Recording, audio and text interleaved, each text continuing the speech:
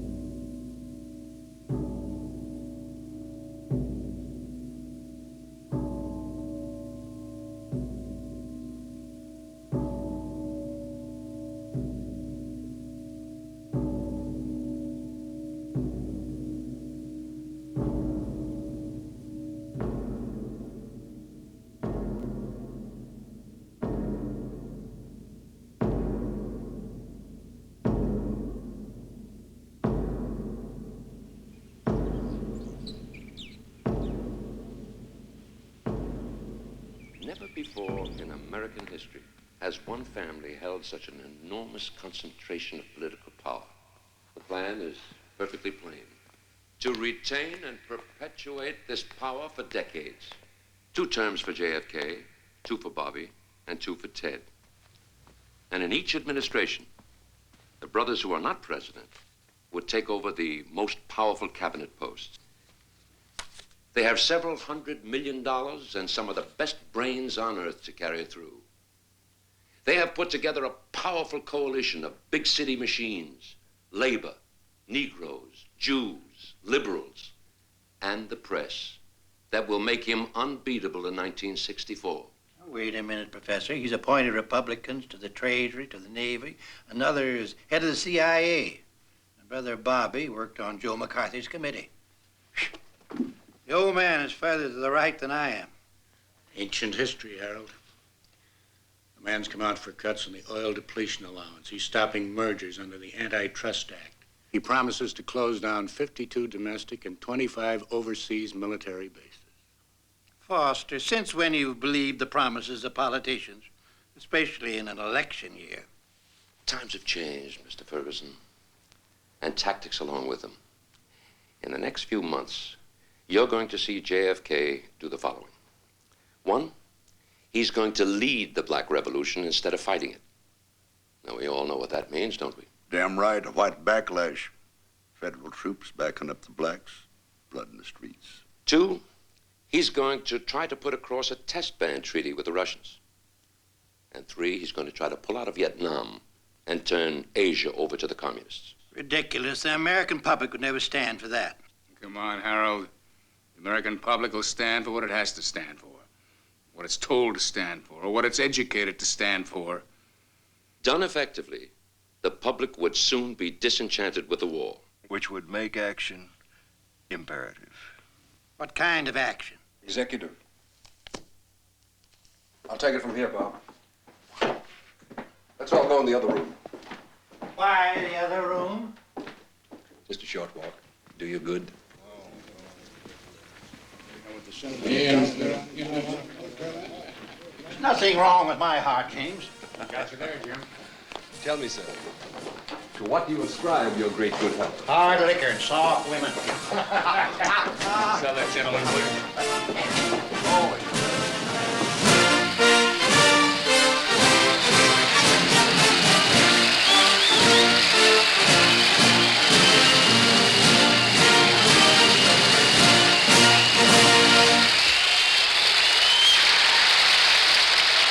This country was not made by people who sat in their own community and followed their own private interests. Instead, it was made by the men who recognized that change means progress. And progress means the welfare of our people. That's what makes this a great country.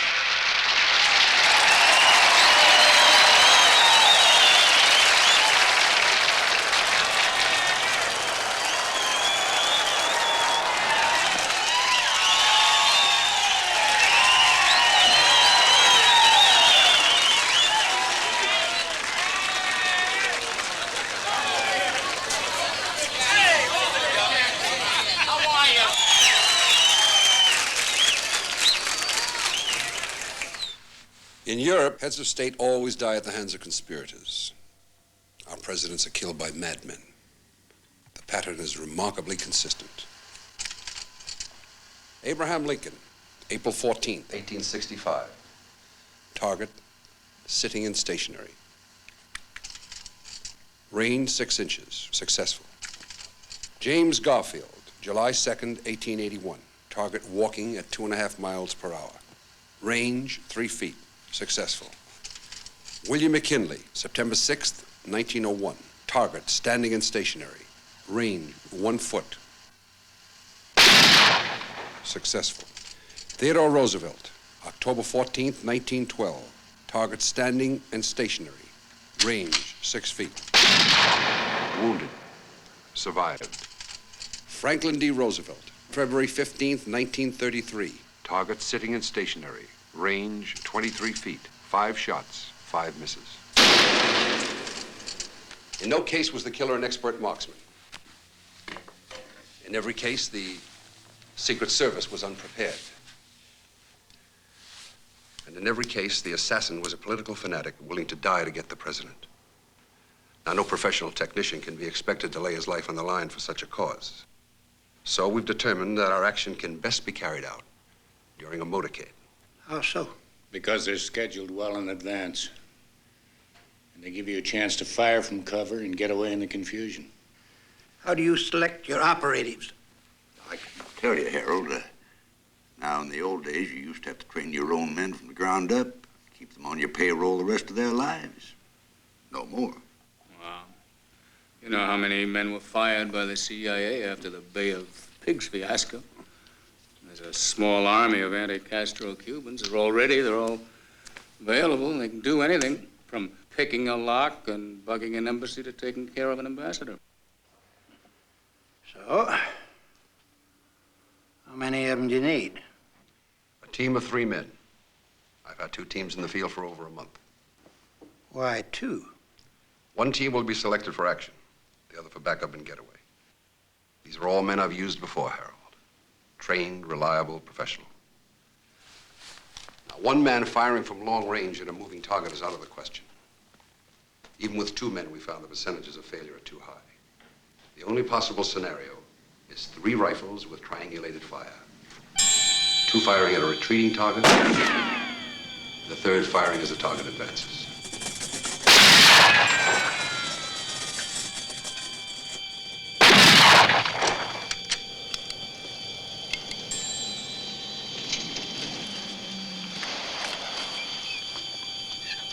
Three misses, 3 hits. Take the target back. Stand by to go again.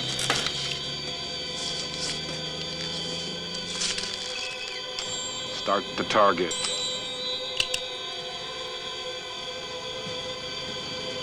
Stand by to fire.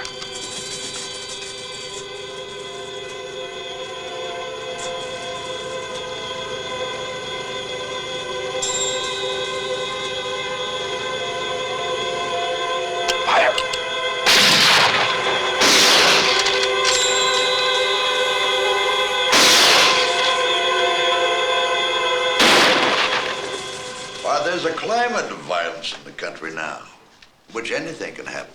The people won't protest it or even fight it for fear of becoming involved. What about the Secret Service? They give the president less protection than any other head of state on earth. De Gaulle traveled surrounded by 47 motorcycles. Kennedy with 8, sometimes 10. And none between him and the crowds on the sidewalk. When a Soviet motorcade passes a 10-story building, there's a separate agent to watch each floor. Now, in Jack's motorcades, the agents often travel inside of closed cars. They can't see a damn thing. And they're paid less than the FBI. They only have target practice twice a year. And they're often used as White House errand boys. And most of their intelligence comes from other agencies. Which means they get very little. The FBI doesn't give much to anybody. And Hoover, he doesn't like the Kennedys any more than we do. CIA? After the Bay of Pigs, its director and his deputy were forced to resign. The mood of the agency may best be described as bitter. Are you trying to tell me people in the CIA and FBI are going to help with this project? No. James, how many government intelligence agencies do you have personal knowledge of? 15, maybe 17. And how many private companies would you say act as fronts for American intelligence? Private? Or maybe 300 or 400. Including 6 or 7 of your own. What one agency finds inconvenient to do may be very simple for another one in the same area. So you see, there aren't nearly as many secrets as an outsider might imagine. I can see how that could happen. And even after a man leaves the government service, he still has ongoing relationships with the various intelligence outfits he's left behind. Yes, I can see that, too. And it's that ongoing relationship that gives him access to information. He receives it because he's trusted.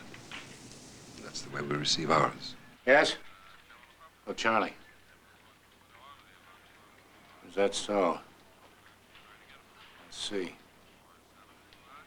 Yes? Of course, I would have to be worked out. Yeah, Thanks very much, Charlie. quite all right. Bye.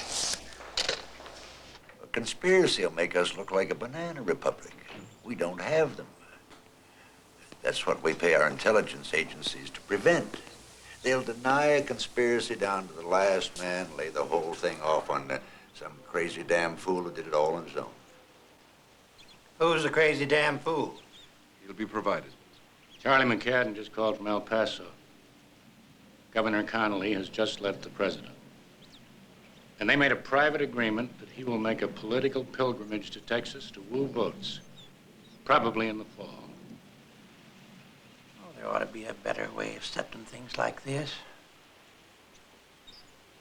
Have you researched the man's private history? Thoroughly.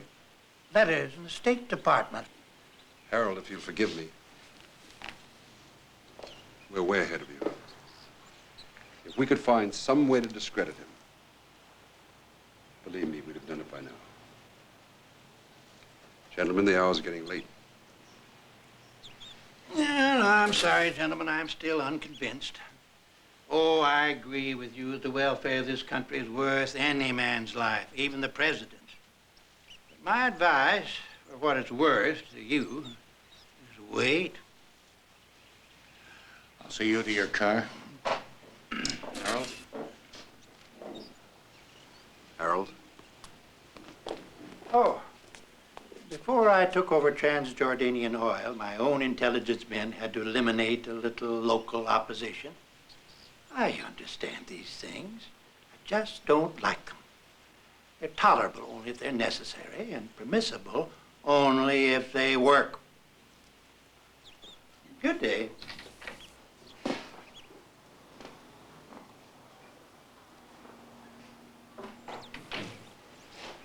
I was in charge of that Transjordanian operation. The hell?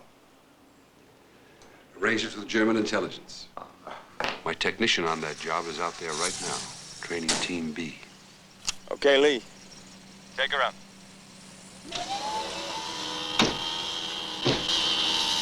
Okay, Chris. Take it out. Okay, Dave. Take it up to 15 feet.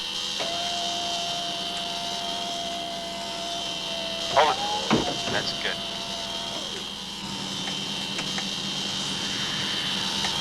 Okay, hold it. That's good. Okay, that's good. Lock it off. Start the action.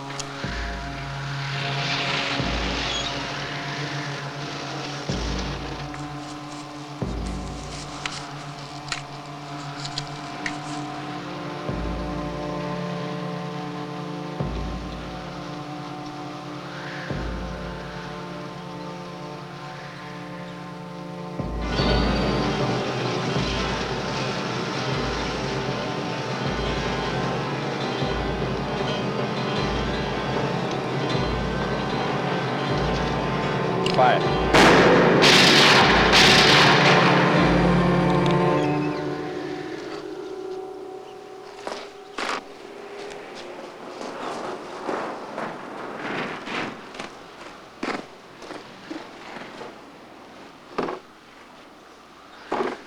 I got 3 hits on target. 1 hit on number 2, a miss. 7 seconds and 2 misses. It's probably a kill, but we're 2 seconds overtime. So we'll have to slow the target down. With the most accurate rifle on Earth, we've still got a 2-inch spread on either side for every 100 yards. So at 20 miles an hour, it's too much. Hmm? Yeah. Let's get a beer.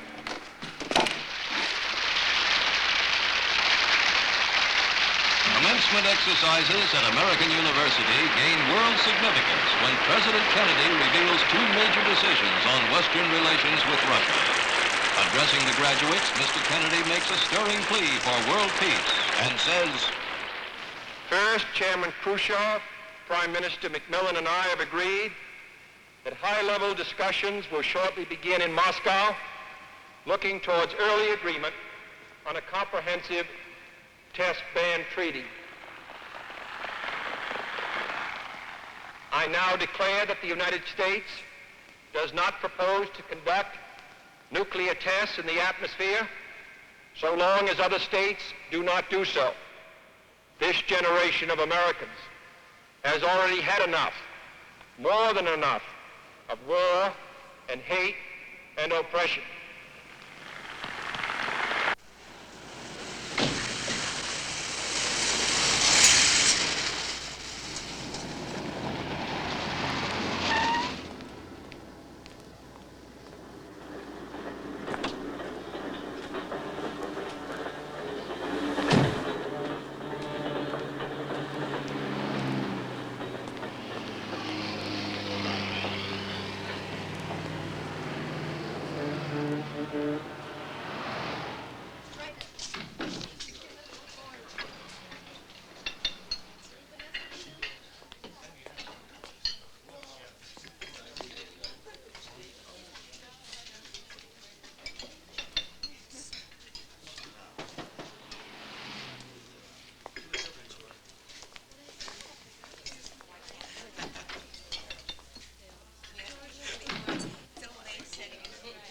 Jim, sit down.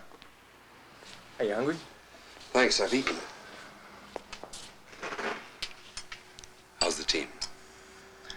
Well, that can be done in 5 or 6 seconds. But only if we slow the target to under 15 miles an hour. Otherwise, you take chances. All right, we'll work on that. Any cover problem? No, no problem. We're supposed to be hunters. And I take it that's what we actually are. Correct. Here's your expense money. Say, when are you going to throw a little light on this play? This is not quite a standard operation. I mean, run as tight as you are. You mean is that each of us knows only his own job?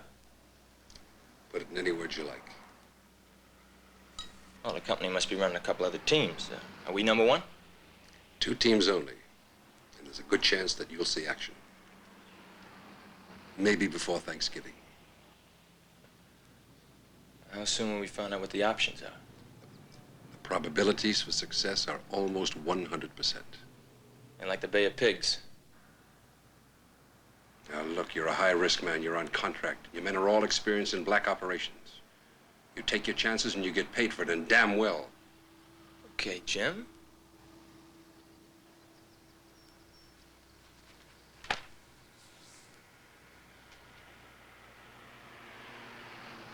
tell you this much. I've never seen a better cover plan in all my life. Every man jack of you will be out of the country within 36 hours. New passports, new identities, plus $25,000 each just for spending money. I like that. Tell me more. You'll stay out of the country for 2 years. You'll receive $25,000 a year via Switzerland for the next 5 years. All of us? I said every man jack involved in the operation. And 5 years from now, on January 2nd, 1968, provided no one has broken security, each man will find $100,000 in his own personally numbered Swiss bank account. Jesus. You just told me who we're gonna hit. This nation was founded by men of many nations and backgrounds. Okay. It was founded on the principle that all men are created equal, and that the rights of every man are diminished when the rights of one man are threatened. My fellow Americans, this is a problem which faces us all, in every city of the North as well as the South. Today, there are Negroes unemployed 2 or 3 times as many compared to whites. Inadequate education, moving into the large cities, unable to find work, denied equal rights. We cannot say to 10% of the population that you can't have that right. Your children can't have the chance to develop whatever talents they have. That the only way that they're going to get their rights is to go in the street and demonstrate. I think we owe them and we owe ourselves a better country than that. The computer threw out 14 possible goats, or sponsors as we like to call them. A young man named Lee Harvey Oswald seems the best. Born in New Orleans, 1939. Father dead. Mother remarried and divorced. Boy was placed in an orphanage for a while, then shunted about with his mother till he was 17. You can start now, Tim. He has a remarkably muddled political record that can be steered strongly to the left. On October 24, 1956, 7 days after his 17th birthday, subject enlisted in the United States Marine Corps. Attended aviation fundamental school at Naval Air Station in Jacksonville, Florida, studying basic radar theory, map reading, and air traffic control procedures. Began studying Russian language and taking pro-communist attitudes. Fellow Marines called him Oswaldovich and Rusky. In the Marine Corps? Not a chance. They're preparing a cover for him. Naval intelligence? Either that or CIA. Go ahead, Tim. Arrived in Yokosuka, Japan aboard the Bexar for assignment at Atsugi, 20 miles west of Tokyo. Isn't that where we monitored the U-2s over China? And a lot of other stuff. Court-martialed on June 27th for pouring a drink over a non-commissioned officer's head and use of insulting language. Confined 28 days at hard labor. Only 28 days? They're not only giving him a cover, they're fixing him a phony. On August 17, 1959, he requested a dependency discharge on the ground that his mother required his support. Discharge was granted September 11th. Well, that was easy. Easier than you think. Watch this. To get the discharge, he needed a doctor's affidavit. Otolaryngologist Marvin Danvers gave one, saying he started treating Oswald's mother on September 5, even though his letter is dated September 3. I'll be goddamned. On the same day, September 4, Oswald applied for and received a passport. Quote, in order to attend Albert Schweitzer College, unquote. Passport granted. Good for European travel, including USSR. Arrived in Moscow October 16. Ordered to leave USSR by 8 p.m. October 21. The Ruskies weren't buying. Slashed his wrist same day. Taken to Botkinskaya Hospital. Released a week later. Visited U.S. Embassy on October 31. Stated his determination to revoke American citizenship and turn classified data over to the Russians. Can find no record that Embassy tried to dissuade him from handing over classified material. How much did he actually have? Location of all bases on the West Coast, radio frequencies for all squadrons, all tactical call signs, strength of squadrons, number and type of aircraft in each, names of commanding officers, and the authentic code for entering and exiting the ADIZ radio and radar ranges. Jeez. On January 4, 1960, Oswald receives permission to remain in the USSR for 1 year. They're beginning to buy. On January 5, he is given 5,000 rubles and assigned to work at the Belarusian radio and television factory in Minsk. They've bought.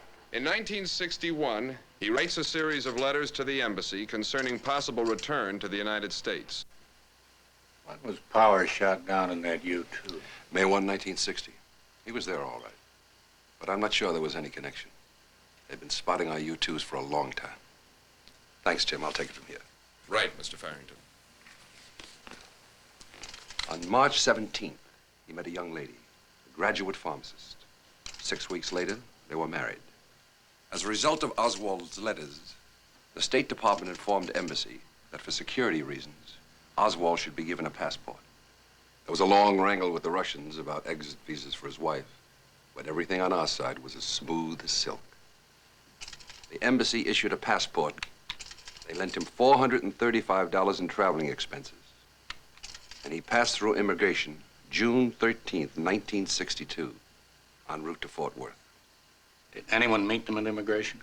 A representative of the Concerned Travelers Society, named Ralph P. Waterford, to help them through customs, or so he said. That name familiar? There's a Ralph P. Waterford known in Taiwan as the Secretary General for the World Campaign Against Communism, Inc. Now, who would have sent him? God knows. You get into that area, there's so many little double and triple headers that you can't count them all. Tim? All the intelligence agencies have files on him. He was interviewed twice last year by the FBI that we know of. And there's a report out that the State Attorney General and the Dallas District Attorney have got him labeled as FBI informant number S172. He could be. Defecting, coming back, running into no trouble at all. He could be anything. CIA, Office of Naval Intelligence, anything. Lowest possible echelon, of course. A few dollars here, a few there. Possibly a little doubling. Listen. On January 27th of this year, he bought a mail-order Smith & Wesson 38 under a phony name. And in March, he bought a mail-order 6.5 millimeter Mannlicher Carcano rifle.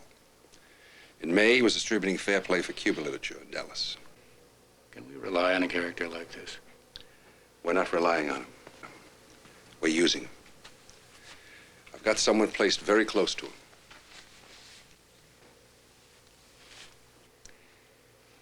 Get a little air. Go ahead. I want to check the stock market, of course.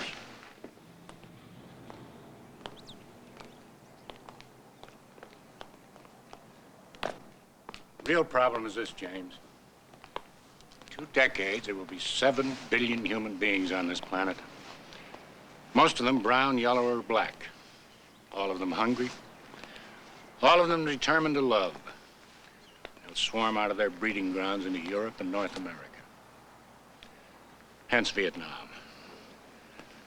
An all-out effort there will give us control of South Asia for decades to come. And with proper planning, we can reduce the population to 550 million by the end of the century. I know. I've seen the data. We sound rather like gods reading the Doomsday Book, don't we? Well, someone has to do it. Not only will the nations affected be better off, but the techniques developed there can be used to reduce our own excess population. Blacks, Puerto Ricans, Mexican Americans, poverty-prone whites, and so forth.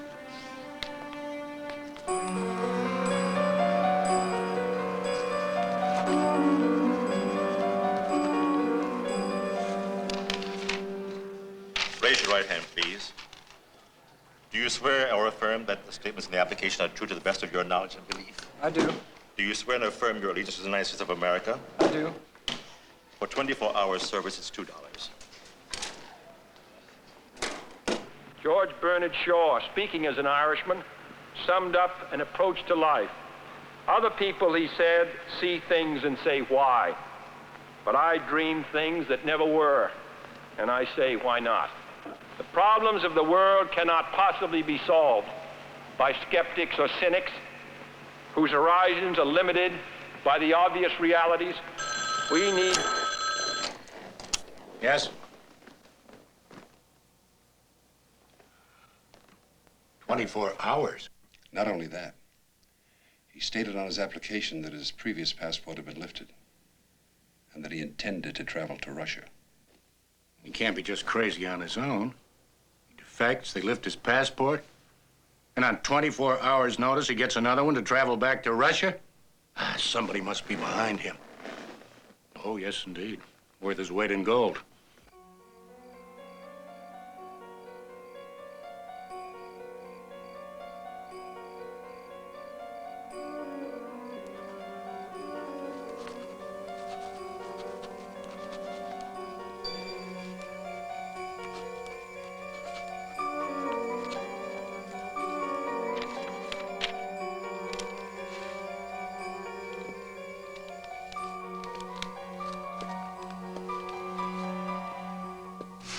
We call this our Cubanization process.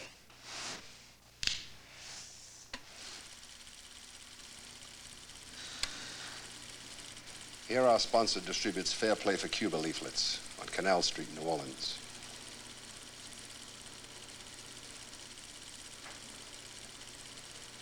Who's the other man? Picked him up in an employment office, $2 an hour. We've repeated this process 4 times in the last 10 days. The address on the leaflets is 611 Copp Street, Howard Grimm's building. You remember him. Special agent in charge of the Chicago FBI office. We used him in '61 as an equipment purchaser for our Cuban friends. Well, Grimm has an office in that building himself. Is that wise? Well, no matter. Grimm's organization is on La Follette Street, the Anti-Communist League of the Caribbean. I like that. They cancel each other out. No one's been able to put them together yet.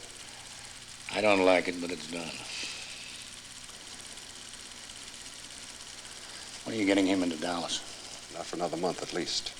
Our New Orleans scenario still calls for a street corner fight and an arrest, and possibly some radio interviews. TV if we're lucky.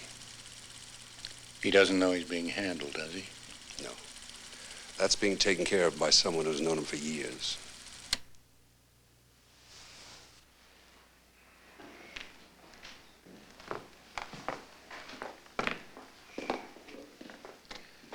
Heard anything from the old man? Not yet. Go ahead without him? Difficult to say. Very difficult. In the meantime, we'll push on and hope that Kennedy makes up his mind for us. Just a little water.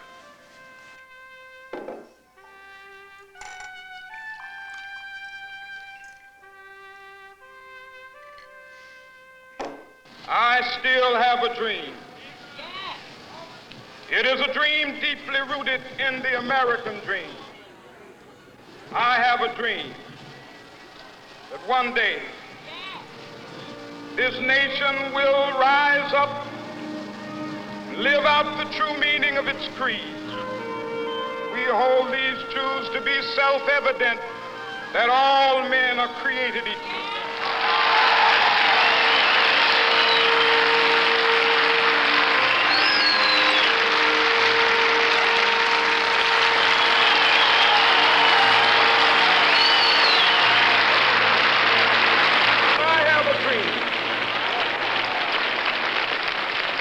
My poor little children will one day live in a nation where they will not be judged by the color of their skin, but by the content of their character. I have a dream today.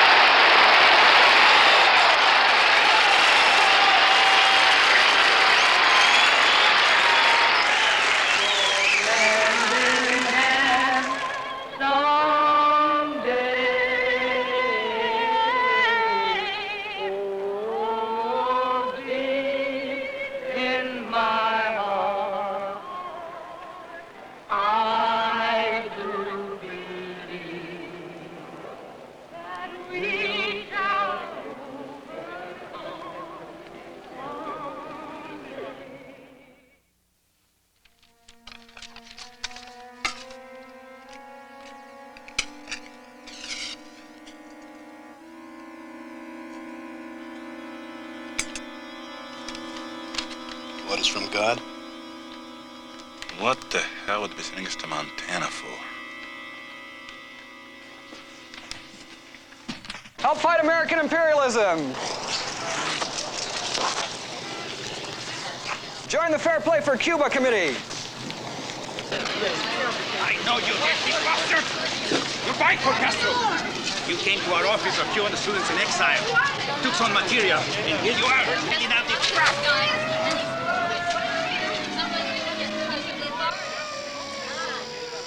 Why don't you go to Cuba and stay there?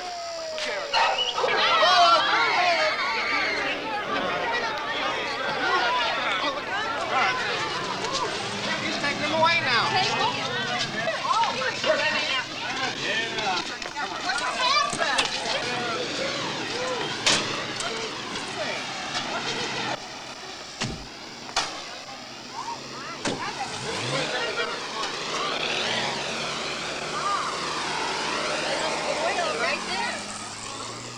A full-scale nuclear exchange lasting less than 60 minutes with the weapons now in existence could wipe out more than 300 million Americans, Europeans, and Russians, as well as untold millions elsewhere.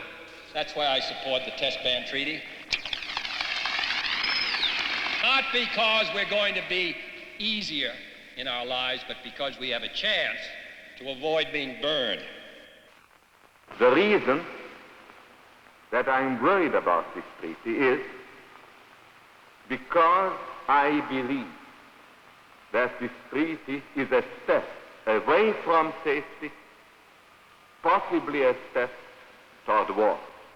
A pact hailed by a hopeful majority as signaling peace in our time actually turns out to be a first step on the path to disaster. This treaty is not the millennium, but it is an important first step, a step towards peace. Let history record that we, in this land, at this time, took the first step. The man's creating the perfect climate for his death. They sometimes do, you know. Caesar did. In that event, what do you hear from our elderly Brutus? Ferguson says, in effect, don't call me, I'll call you. How's your stand-in for Brutus doing? Oh, he's doing fine. Heading up a Fair Play for Cuba committee that doesn't exist. Writing letters to the Communist Party in New York. And after that street brawl, he demanded that an FBI man come down to see him. When will he be in Dallas? The 3rd and 5th of October. His wife's there now, living outside of the city with a friend. Well, why wait so long? Well, he wants to go to Mexico City and try to get a visa to go to Cuba. Is that your idea? No, But there's no way to stop him without making him angry with our connection. I don't see any harm in it, do you? It's a genius. He'll have the FBI watching the CIA and the CIA watching the Bureau. Before he's through, nobody will know whose man he is. Meanwhile, I've scheduled 2 live target rehearsals, one for each team. Good. And one more thing, Robert. When this operation is finished, it's my last. Why, of course. We all have our failures of nerve. If we didn't, none of us would be worth a damn.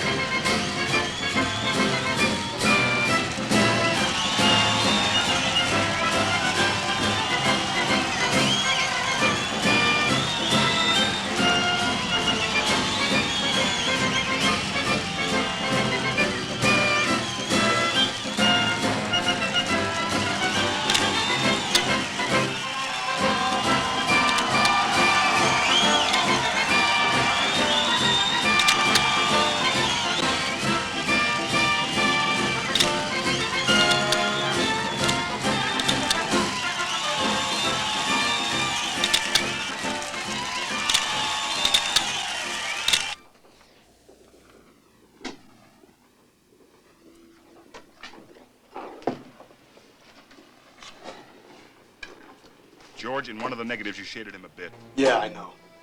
I only printed up the hits. None of them were really far off. Look at that. Right on target. Beautiful. The front angle shot's wide open. It's gonna work. Sure it is. Okay, now we're supposed to be on the road before 9. Destroy these. Tim, show them the pros and cons of that motorcade. The most direct route from Love Field to the Trade Mart where the lunch will be is either by Stemmons Freeway, here, or Harry Hines Boulevard, which is here. To get the biggest crowds, however, the best route would be straight down to Main Street, down Main Street, and through Dealey Plaza. Where did you say you placed your sponsor? Texas School Book Depository, Elm in Houston. I went to work there yesterday. Here's the depository. In order for the motorcade to pass it, they'd have to make a jog, right on Houston Street and left on Elm here, and then through the underpass to Stemmons Freeway. Isn't that a long way around to nowhere? It's the perfect place for triangulated gunfire. A man in the records building here, another man in the depository, a third man here on the grassy knoll, where he has excellent cover. They'll have to slow down to 10 to 12 miles an hour to make this turnoff.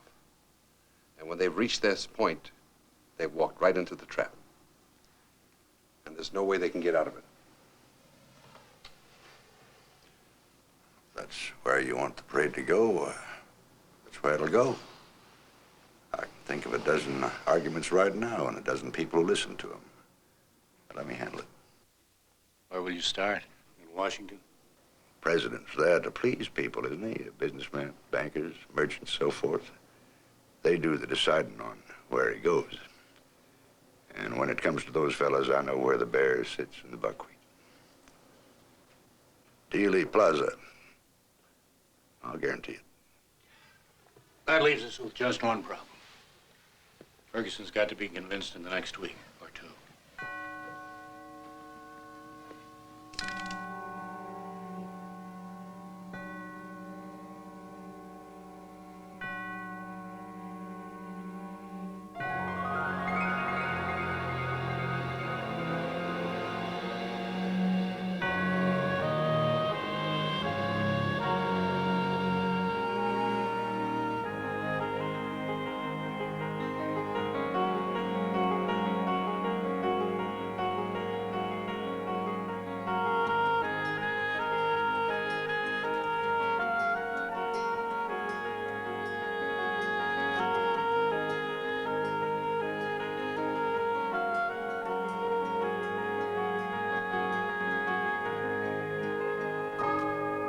Tonight, the news from Saigon is grim indeed, as riots sweep the city and the government of courageous President Diem hangs in the balance. Radical students and Buddhist activists are demonstrating in the streets, while government troops battle desperately to subdue them.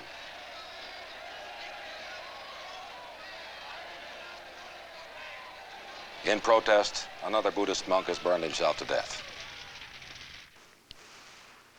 And what is our president doing to support Diem? This from Washington. Is there any speed up in the withdrawal from Vietnam? Well, as you know, when Secretary McNamara and General Taylor came back, they announced that we would expect to withdraw 1,000 men from South Vietnam before the end of the year. Reliable sources inform us that Kennedy plans to withdraw all United States forces from Southeast Asia in 1965. A vital region which will inevitably fall to the communists should our president's suicidal no-win policy prevail. For in Yes, spite of Robert, Secretary of I Defense can see your point. McNamara's optimistic I'm in statement complete agreement. on his return from Vietnam, By all means, the go war was ahead. going well.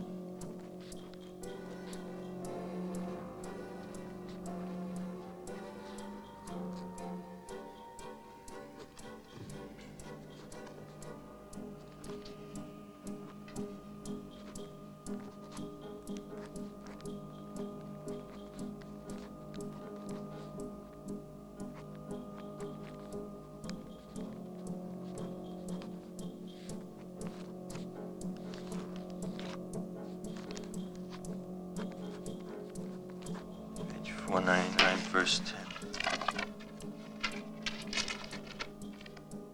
Job. He shall return no more to his house, neither shall his place know him anymore.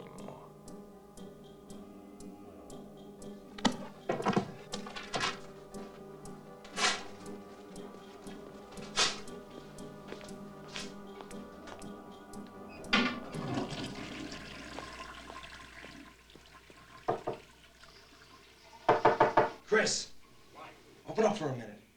Jesus, I got somebody in here. Okay, you come out here. It'll only take a minute.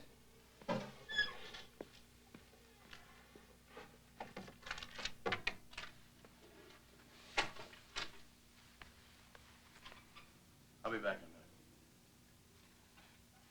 in a minute. What? Close the door. You got something, huh? It's our job. For sure? Start packing. Tell the boys. We picked up this film in New Orleans. It's a TV interview with Oswald after he got in that hassle passing out the pro-Castro leaflets. No matter what you say, Jim, the point of it is you must be remembered. 10 days from now, if they hear you described, they must say, "Oh yes, I saw him. He was here." Do you understand? I've got it. It's equally important that we set him up planning the event. He owns a rifle with a scope, but he's never used it. Give him visibility in a gun shop. We'll provide you a rifle similar to his. We also want to see him practicing. Can't you arrange to borrow his rifle? That's programmed for later when we're certain he won't miss it. Let's do some more homework. But that does not mean, however, that I'm a communist. What is the difference between the two? Well, there's a great deal of difference. Several American parties in several countries are based on Marxism, such as Ghana. Certain countries have characteristics of socialist systems, such as Great Britain with its socialized medicine. These then are the differences between an outright communist country and countries which adhere to leftist or Marxist principles. In your work with the Fair Play for Cuba Committee, what are you advocating? We advocate restoration of diplomatic, trade, and tourist relations with Cuba.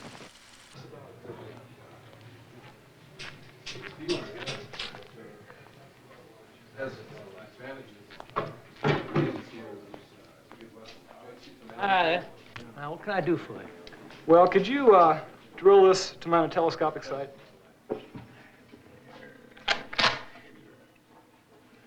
Sure can. How soon? I'm gonna need it any day now. Well, be ready in a couple of days. Fine. What's the name? Lee Harvey Oswald. Good. Thanks. 912 Martin Street. Irving.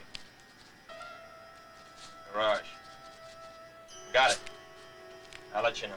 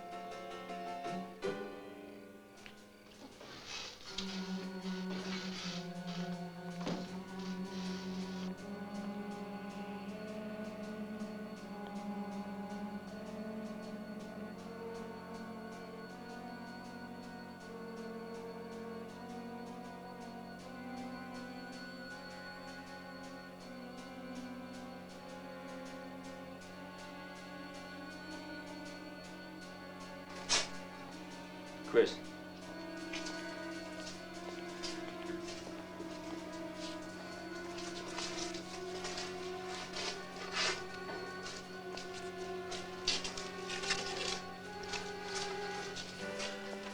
All yours. 6.5 Mannlicher Garcano. Jesus Christ, the Italians stopped making this in 1941. That's 22 years ago. Let's go.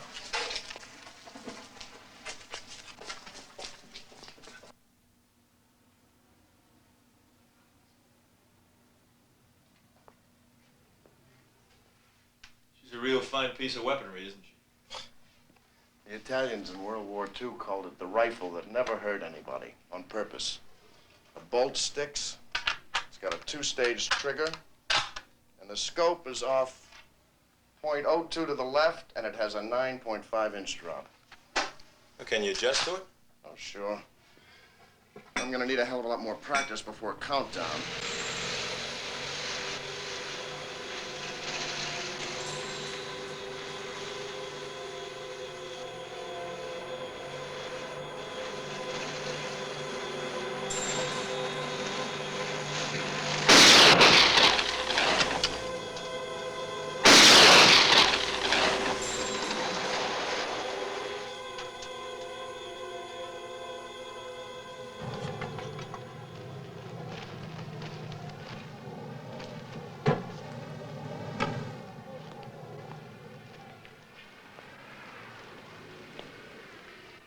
That's one hell of a buy, friend. In case you're looking for first-class transportation. Won't cost you an arm and a leg. How much? $19.95. Radio, heater, white walls included. Well, if it's such a hell of a buy, why haven't you sold it? Only been here the last couple of days. Bullshit. I saw this car on the lot last Monday. What you saw here last Monday was the same model, but it wasn't this car. What'd you get for it? $100 more than I'm asking for this one. Jesus. You mean you'd do that to some poor, dumb Texas burr picker? What the hell are you talking about Texas like that for?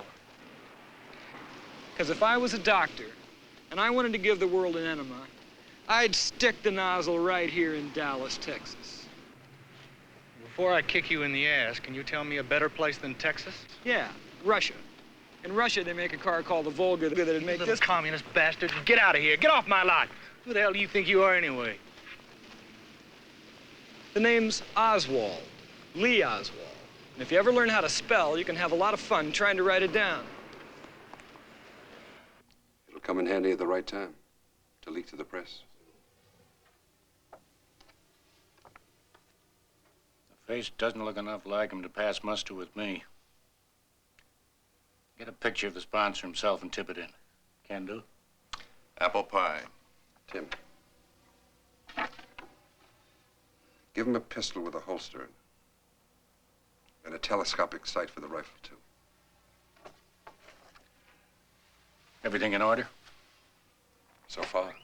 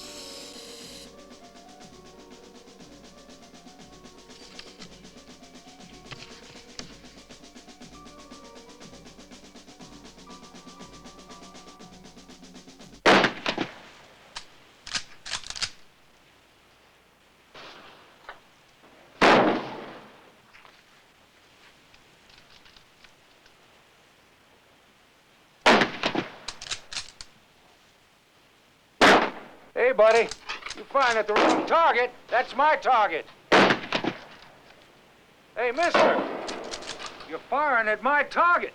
Hey, would you mind if you just fired your own? Why don't you take a flying screw at the moon and charge it to me? I'll be glad to, you son of a bitch. You just tell me your name. Lee Oswald. Oswald.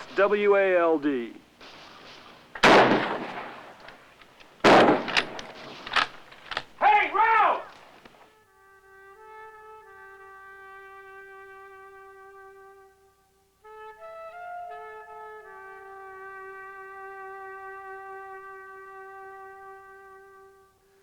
Outside the Dallas Municipal Auditorium, a large number of pickets gave UN Ambassador Adlai Stevenson a hot reception last night when he came to give a speech in honor of United Nations Day.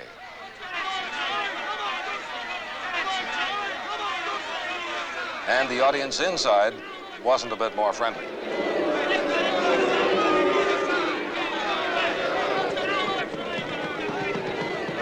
Surely, my dear friend, I don't have to come here from Illinois to teach Texas manners, do I?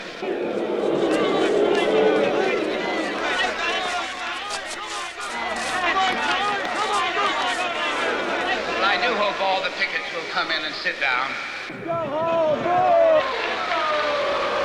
Because for my part, I believe in the forgiveness of sin and the redemption of ignorance. Stevenson told friends that he was going to advise President Kennedy not to make that forthcoming trip to Dallas because of the hostile atmosphere in that city.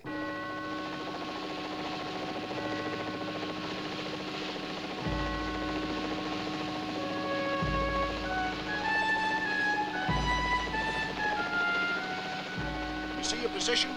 Yeah, behind that fence on top. Okay, let's take it down.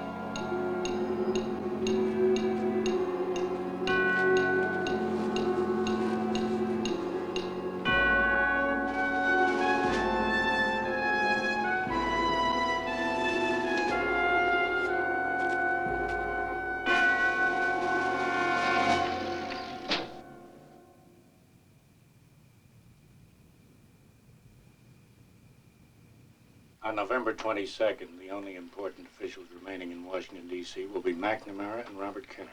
The Secretaries of State, Treasury, Interior, Commerce, and Labor will be in the air en route to Tokyo. The President and Vice President will be in Dallas. To confuse matters and give your men as much time as possible, a code will be removed from the Tokyo-bound cabinet plane. And the Washington, D.C. telephone system will suffer a temporary blackout. That will help. The Secret Service are under regular orders to stay with the president no matter what happens. Once they get him to the hospital, they'll probably filter back. But for at least a half hour, you should be entirely free of them. I'll have 6 men with Secret Service credentials in Dealey Plaza. Their insignia for this trip, incidentally, is double white bars on red.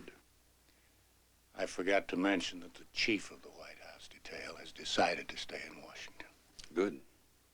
Now to the intelligence agencies. In going through Oswald's address book, our contact man came across the name and telephone number of somebody called Fred Hastings. Now, Hastings, it turns out, is an FBI man working out of the Dallas office. You know him? Oswald has his telephone number? I was about to mention Mr. Hastings. He's visited Mrs. Oswald once and her landlady twice since the first of the month. He knows that Oswald works in the book depository. And we must assume he also knows that the president's motorcade will pass the book depository. Yet neither the local nor the Washington office of the FBI has reported that to the Secret Service. What about other Oswald files? The Office of Naval Intelligence is watching him. The CIA regularly monitors his mail. Yet no one has reported anything to the Secret Service. They don't even know that Lee Harvey Oswald exists. His name appears nowhere in their files. Let's have a drink.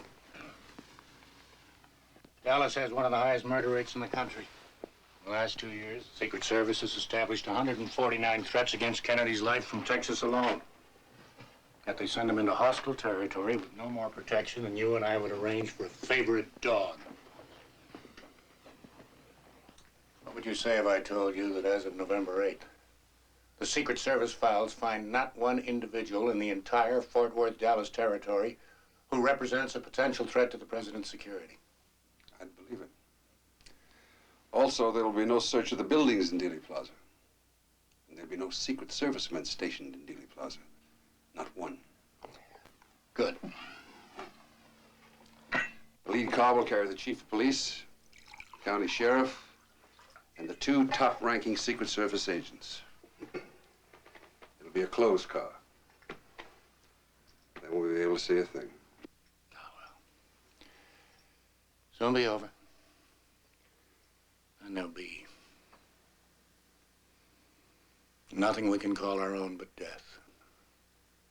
That small model of the barren earth which serves as paste and cover to our bones.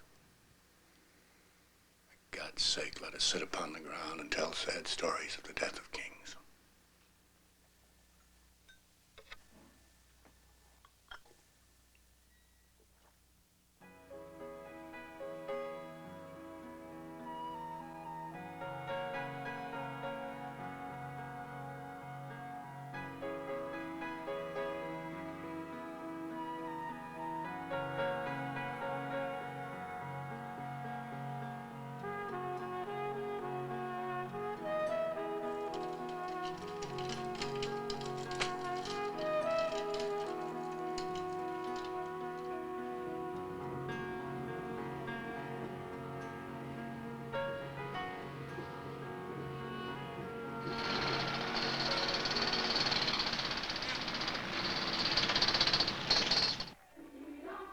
President John F. Kennedy is getting a warm welcome this morning here in Fort Worth, the third stop in his whirlwind trip through our state.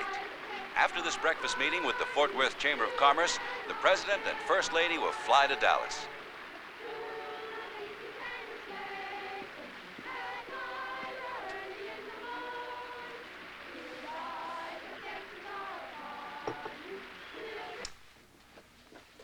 This is from one of our people in Fort Worth. Last night in Fort Worth, 9 Secret Service agents went to the Fort Worth Press Club for drinks. 7 of the 9 remained till 2 in the morning. All 3 night guards left the hotel and went to the cellar house. Secret Service rules state that use of intoxicating liquor is strictly prohibited while agents are on travel status, as these agents were. 4 of the 9 who violated rules last night have key responsibilities in the Dallas motorcade.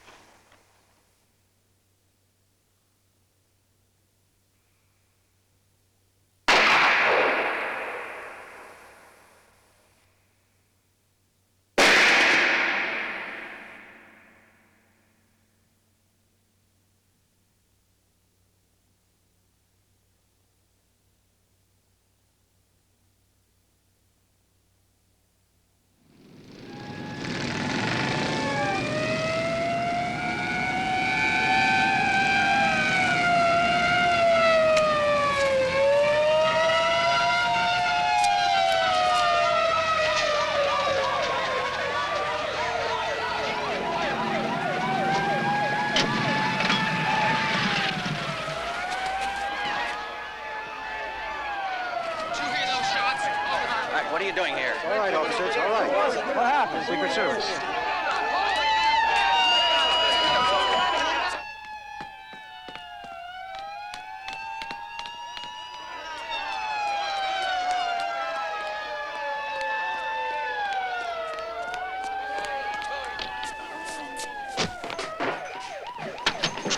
Hey, you. Come here. Who are you? Hell, I work here. You work here, too? Yeah. Okay. We have just arrived here at Parkland Hospital. It's hard to tell what's really going on. People here with dazed looks on their faces. Police are keeping everybody out. Very difficult to believe this has happened. We understand they're giving the president blood transfusions and fighting very hard to save his life. Word just came through on Secretary Rusk's news ticker. The president's been shot. Get me the fence.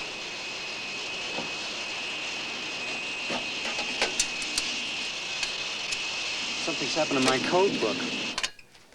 Hello? Hello? Defense Department? Is this the... Hello? Hello? Have you called him yet? There's no answer, Senator. The line went dead. I'm sorry. Our lines are temporarily out of order.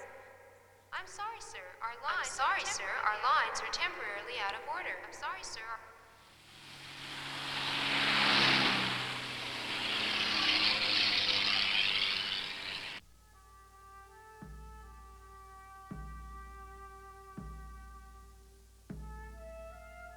Ladies and gentlemen, the president is dead. We've just been given word that President John Kennedy is dead. They've administered the last rites of the Catholic Church to President John F. Kennedy.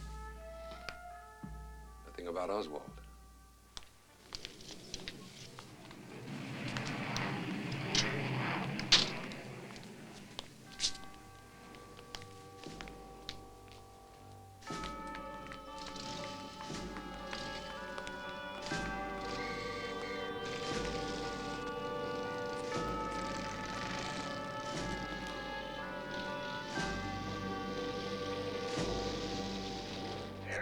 Police have arrested a man whom they suspect of being involved in the assassination of President Kennedy. He was apprehended in the Oak Cliff area after allegedly killing a policeman.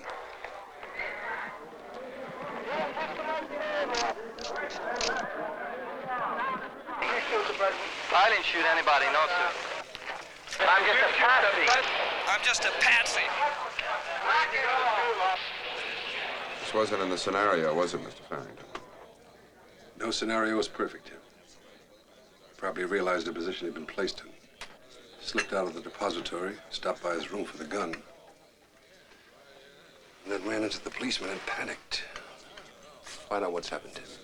Okay, Mr. Farrington. Has been identified as Lee Harvey Oswald. I'll have to leave Dallas. Of the Texas Book Depository overlooking Dealey Plaza, where the president was shot.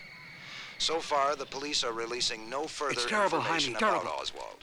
But no, you don't understand. I gotta get out of this town. I'm thinking of coming back to Chicago. There's only one thing that I can tell you, that this case is cinched. That this man killed the president. There's no question in my mind about it. Chief, can you tell us in summary what directly links Oswald to the killing of the president? Well, the fact that he was on the floor where the shots were fired from immediately before the shots were fired, the fact that he was seen carrying a package to the building. The ballistic test, we haven't had a final report, but it is, I understand, will be favorable.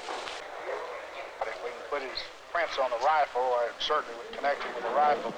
Are there any other suspects linked with Oswald? No. Thank you. Is there any indication that this was an organized plot, or was it just one man? There's no one else but him. Stuttgart, gate 12. Thank you. Let's go.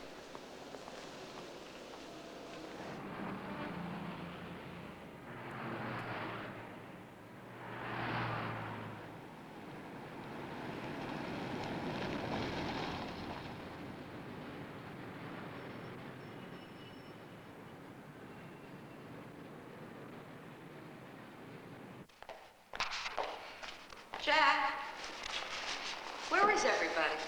The joint's closed. Didn't you see the sign? No, I came to the back way. What's wrong? What's wrong? You stupid bitch. Don't you read the newspapers? They killed Kennedy this afternoon. Sure, I know that, Jack, but why are we closing down? Because it looks good, that's why. Now get out of here. Go on home. Okay. Hey, wait a minute. I gave your number to a guy. A guy named Berger, Henry Berger. He's a new cop. He may get lonesome. Give you a call tonight. If he does, you fix him up, huh? Sure, I'll fix him up.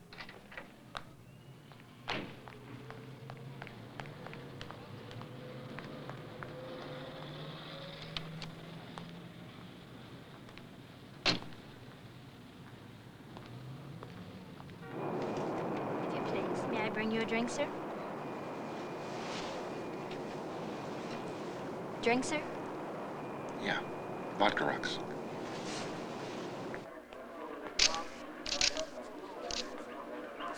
I really don't know what the situation is about. Nobody has told me anything except that I'm accused of murdering a policeman. I know nothing more than that, and I do request someone to come forward to give me a legal assistance. Did you kill the president? No, I've not been charged with that. In fact, nobody has said that to me yet. The first thing I heard about it was when the newspaper reporters in the hall asked me that question. How did you hurt your eye, Mr. Osborne? A policeman hit me.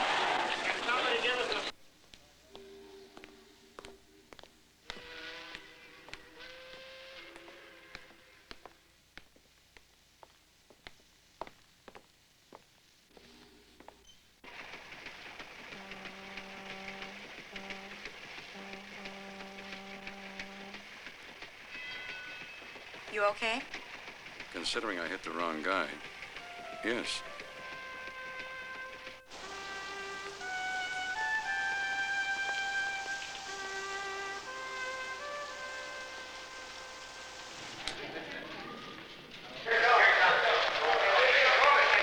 Here comes Oswald down the hall again. You fire that rifle. Dispatches people have been given, but I emphatically deny these charges. What will he tell them? Very little. Police have revealed no further information since their first statement. Nothing. Sergeant, now, you say he was interrogated yesterday at 4:30, right? And again at 6:20, right? Yeah. And once more at 7:40. Now, how many hours of interrogation did that come to? I don't rightly know because I'm not sure when the last interrogation ended. Was the interrogation taped or recorded? No, sir. Was it taken down by a stenotypist? No, sir. Was it taken down by a secretary in shorthand? No, sir. Has Captain Fritz had any of his notes transcribed? No, sir. Well, why not? No, sir, didn't keep any notes. Well, how do you know what he said in those 3 interrogations? Oh, we got a pretty good idea what he said, all right. Sergeant, what time are you transferring him to the county jail tomorrow? We haven't decided on what time yet, but when we do, you boys will get a break on it. You always have, haven't you now? Hey, wait. Just one more question. In Washington, a silent crowd is gathered outside the White House on this grim and somber Saturday, maintaining a patient vigil, while high government officials and ambassadors of many nations. Stan? Jack Ruby. Have you gotten any word when they're going to transfer him to the county jail? Oh? Yeah? Okay.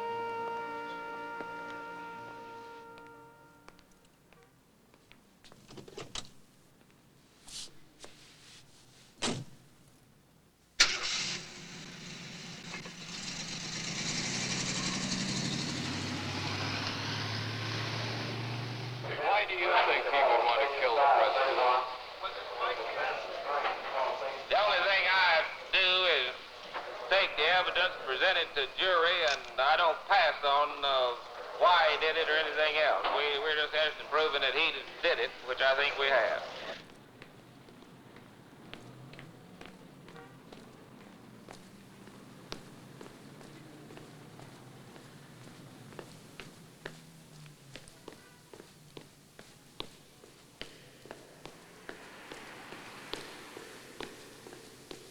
How many cases of this type have you been involved in? That is, when the death penalty is involved. Since I've been district attorney, I've asked the death penalty in 24 cases. And how many times have you attained it? 23.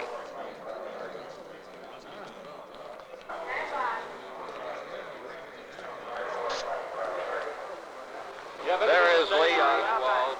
There is a prisoner being let out by Captain Fritz.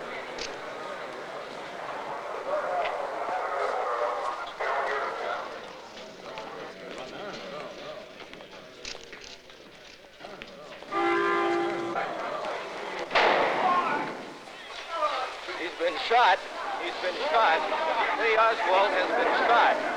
There's a man with a absolute panic here in the basement of Dallas Police Headquarters.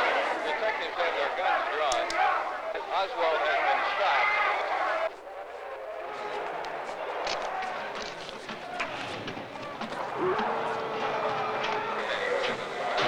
Stay with me here. You see it?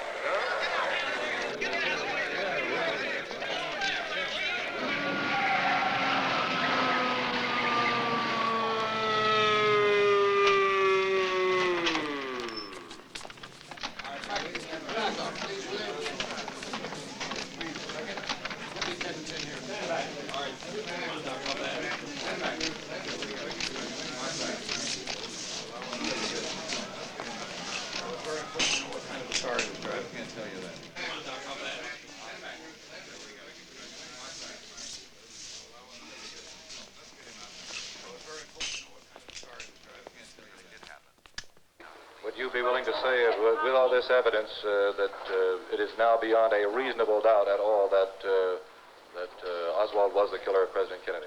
I would say that without any doubt he's the killer. The law says beyond a reasonable doubt and to a moral certainty, which there's no question that he was the killer of President Kennedy. That case is closed in your mind.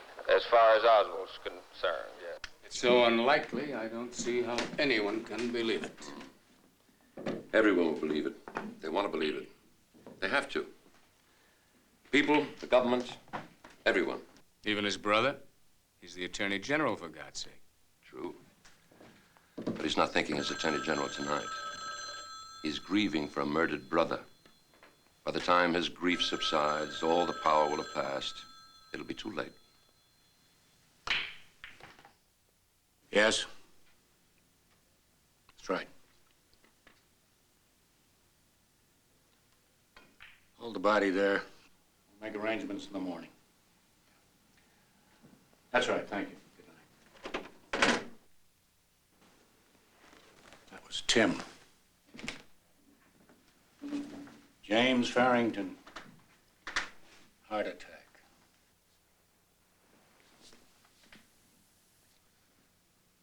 Parkland Hospital.